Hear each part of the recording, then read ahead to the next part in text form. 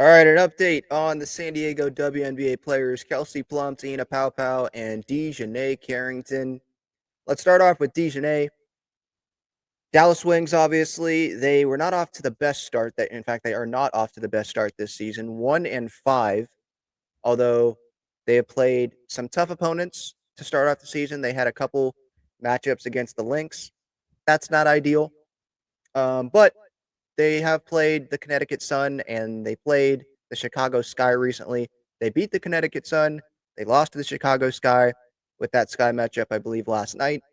Um, DiJonai's return to Connecticut. Obviously, for those that follow the league, they know that DiJonai started her career there with Connecticut, and she was most improved player, and was a huge reason why Stephanie White, who's now the head coach of the Fever, huge reason why that crew with Alyssa Thomas, Dewana Bonner, Brianna Jones, like that core, that group, was able to continue to reach the playoffs every year and win rounds. They never were able to get all the way across that finish line to win a championship, but as DiJonai grew, and she continued to get better, she was impactful there, and so she got to return to Connecticut.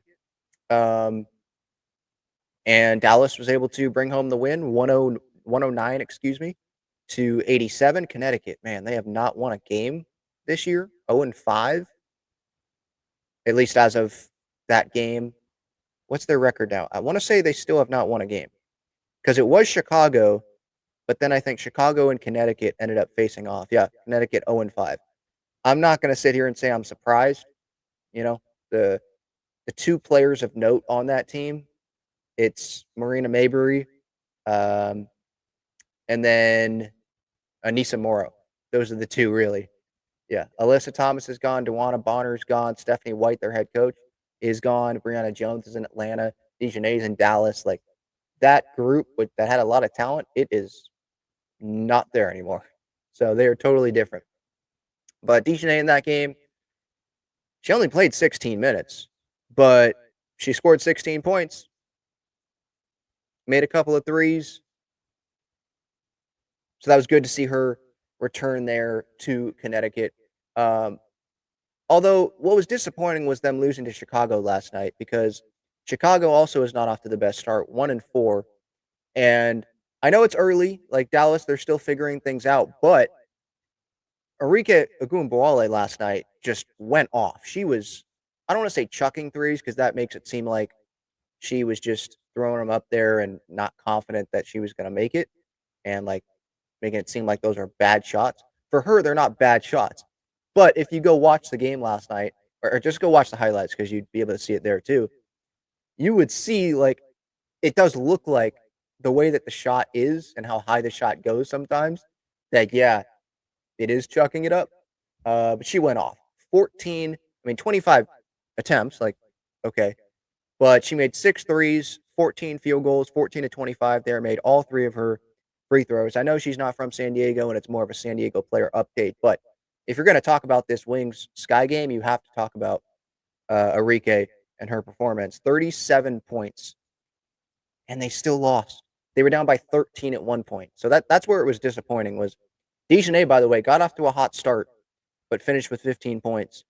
She scored 7 of her 15 points, I want to say, in like the first half of the first quarter, if that makes sense. Like it was quick. Made a 3 out there on the right side pretty early. She big block on now the Chicago Sky all-time leading scorer Courtney Vandersloot, who passed her wife Allie Quigley, which was funny. But yeah, DiJonai showing up on defense as well. 6 of 13 that she had last night. That 1-3 that she made did come very early, like I just hit on there. Only a couple of free throws. Um, and really, like, part of why Dallas wasn't able to win this game, I feel like, was Paige scoring 15 and not scoring a little bit more than that.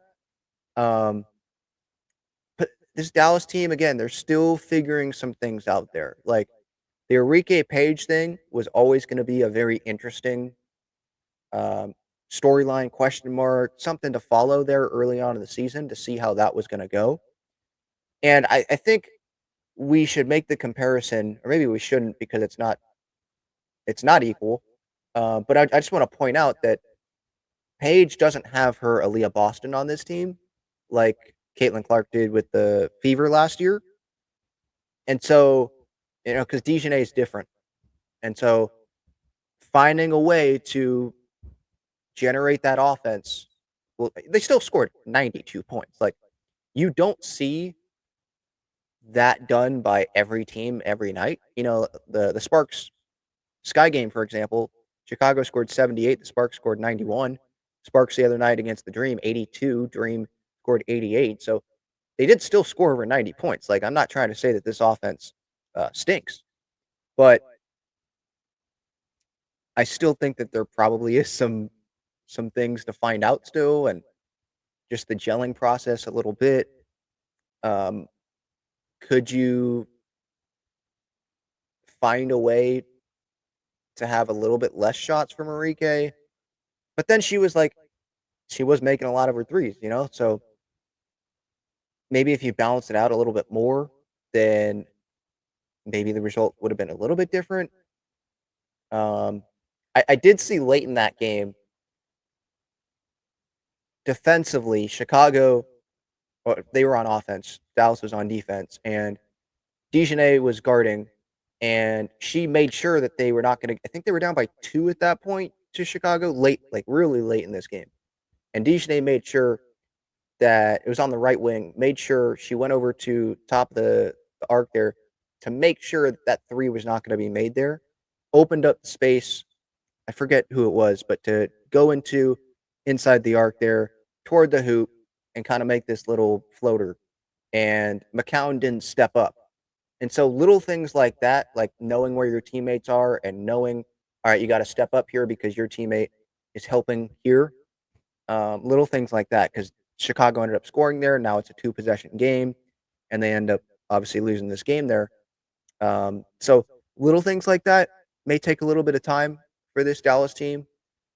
Well, yeah, that's the update. Last 2 games for Dallas. Their first win was against Connecticut, which I would think a lot of people would say that's not impressive.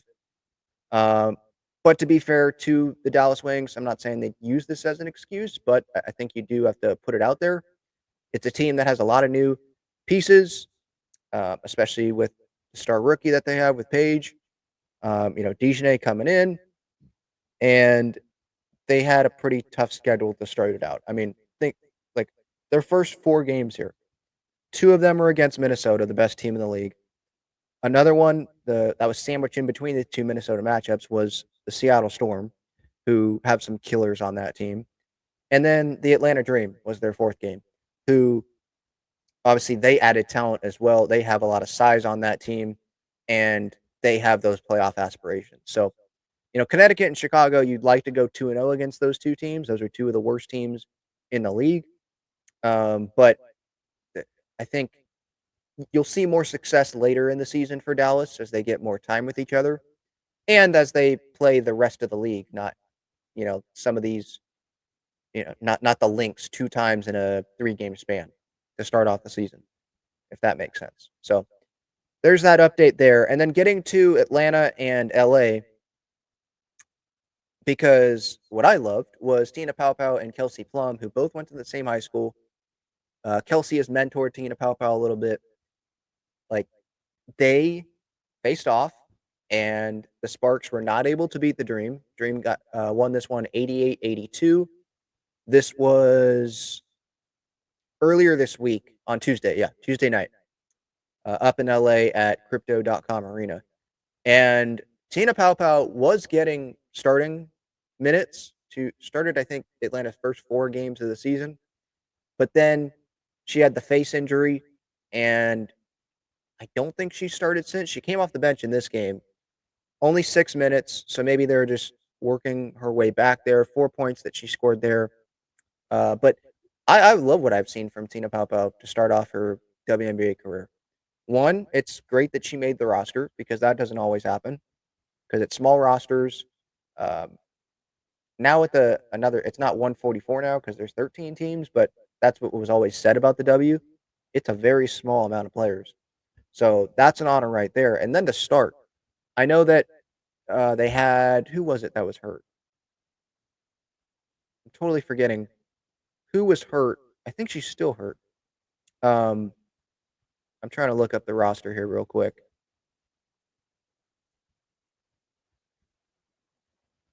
Jordan Canada. That's who it is. Okay. Yeah, she was hurt.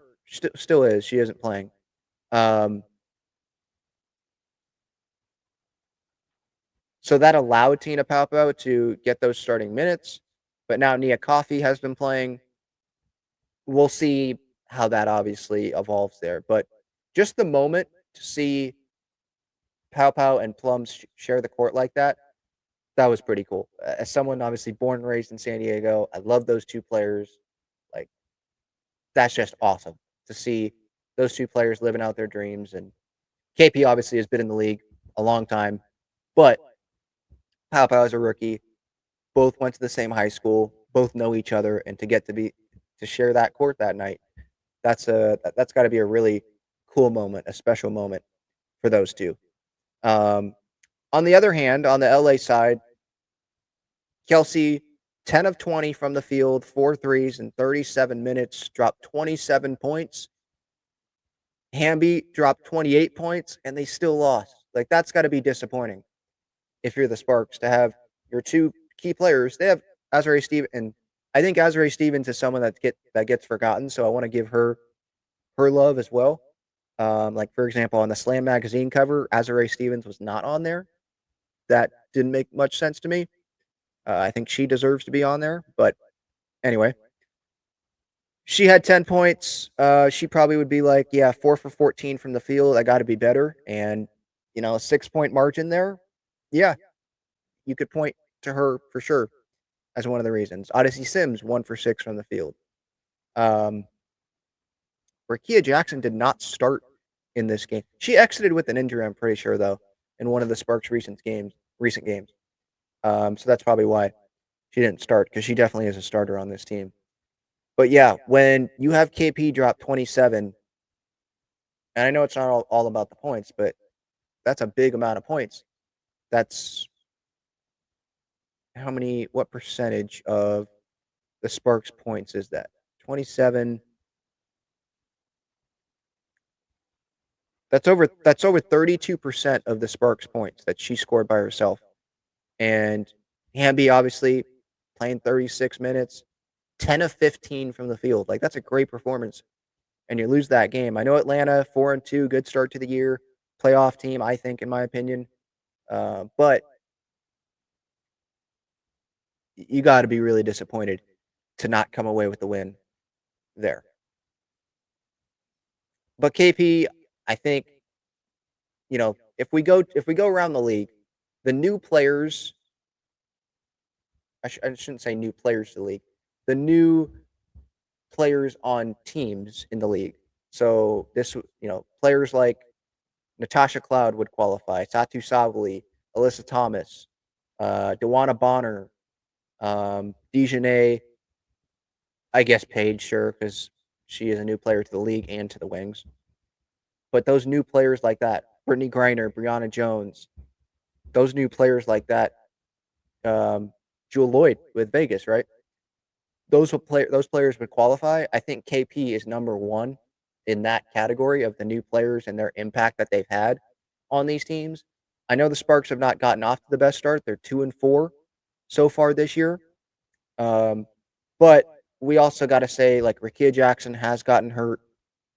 They don't have Cameron Brink yet. And this is a team that's definitely new, and their key piece is new, and they've got to figure some things out. And it may take some time.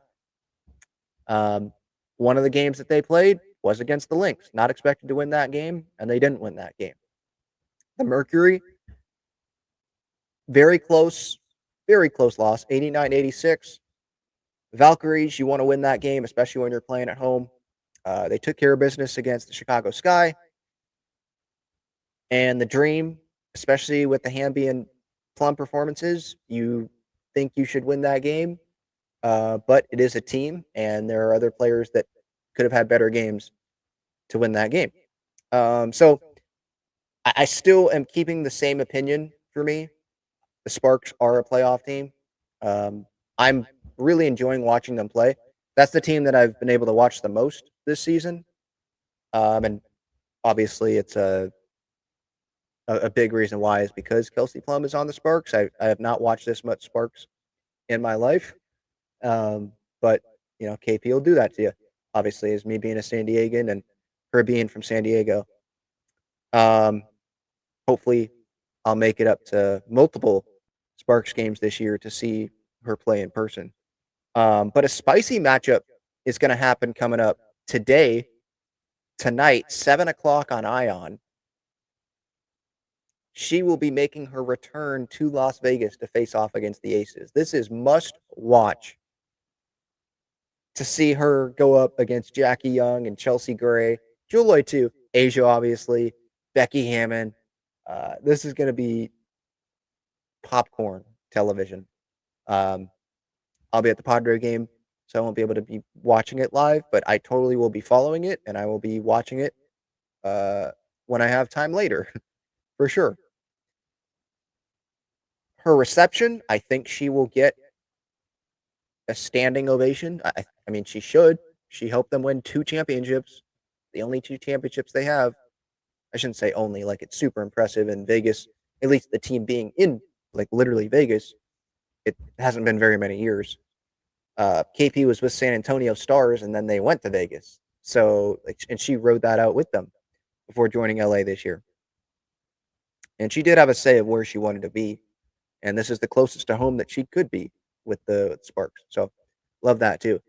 But yeah, her reception, if it's negative, it can be negative during the game, but if it's negative, like for pregame introductions and stuff, I will be disappointed. I will be surprised, shocked. I think those are appropriate words to use. She does not deserve that. She definitely deserves all the love from Vegas because she was big. Big reason why Vegas is where it's at. Um, she's one of the faces of this league, and she brought a lot of attention to Vegas with the personality she has and all that. And speaking of that, I love the video she posted on Instagram of her helping hook up her teammate Sarah Ashley Barker from Alabama, as she said in her video. KP's hilarious. Um, she knows Sab, obviously, Sabrina Ionescu, and Sarah Ashley Barker can't wear Under Armour. KP's with Under Armour, and I guess because of WNBA rules, their official like partner is Nike. So players that aren't contracted, they have to wear Nike. And so, all right, you got to wear Nike. Sarah Ashley Barker, what shoes do you want? She was wearing old Sabrina ones, which I respect. I wear Sabrina ones every day to work, so I respect that. Love that. But they were old, like beat up Sabrina ones, and so KP called up Sab and was like, "Hey, can you hook up my teammate? It's it's a it's a it's a I forget the exact word she used. Maybe crisis. Joking, obviously. It's a crisis over here." And Sabrina asked for the size. It was actually Sabrina's size, so that made it probably way easier. And KP got in the mail, got like 5 different colorways of the Sabrina twos to hook up her teammate. So I love that. And KP is an Under Armour, she is the face of Under Armour for women, um, probably women's sports as well, but definitely WNBA. She's the face of Under Armour. Why she doesn't have a signature shoe yet? That doesn't make sense to me. Maybe it's because it's just the design process takes a while, like the Asia Wilson process took a while. That's why she didn't have one until now, which those have flew off the shelves. But yeah, like she needs to have one for sure. But for her to hook up someone to wear Nike and then post about it as an Under Armour athlete, how her teammate got hooked up with Nikes with Sabrina's. That's pretty cool. I think there are brands that would probably tell players in the NBA like, no, no, no, don't do that, don't do that. But I think the love maybe it's just a little bit different and it's special in women's sports and in the WNBA. So wanted to share that, love that. And so the upcoming games, just to close this out, against Sparks and the Aces, that will be coming up tonight. Cannot wait for that. The Atlanta Dream will be playing at the Seattle Storm tonight at 7 o'clock, same time as that Sparks and Vegas game. And then Dallas's next game will be hosting the Chicago Sky tomorrow at 5 p.m. The only game on Saturday, which is a little bit interesting. That's the only game, but the Commissioner's Cup starts on Sunday, so there are games there, and the Sparks will be playing the Mercury on Sunday at home.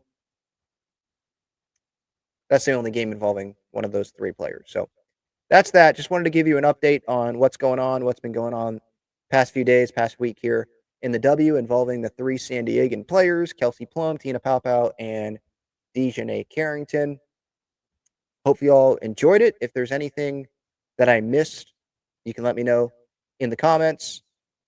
But yeah, it's been a fun start to this WNBA season. And by the way, I did want to add, Caitlin Clark obviously is out, and I actually think this is a great opportunity to show like the other talent around the league and spotlight the other talent around the league. Because I'm as a big WNBA fan, like her being out doesn't affect my viewership. Like I'm not going to stop watching. I actually watch more non-Fever games than Fever games because there are other players that I love watching in this league. So it's not going to impact me, but how is it going to impact others? Uh, I don't really care about TV ratings. I just think that like this should be an opportunity for other fans to learn about some of these other players and continue to watch the league. And there's some really cool matchups. Obviously, the one tonight, Sparks and Aces being one of them.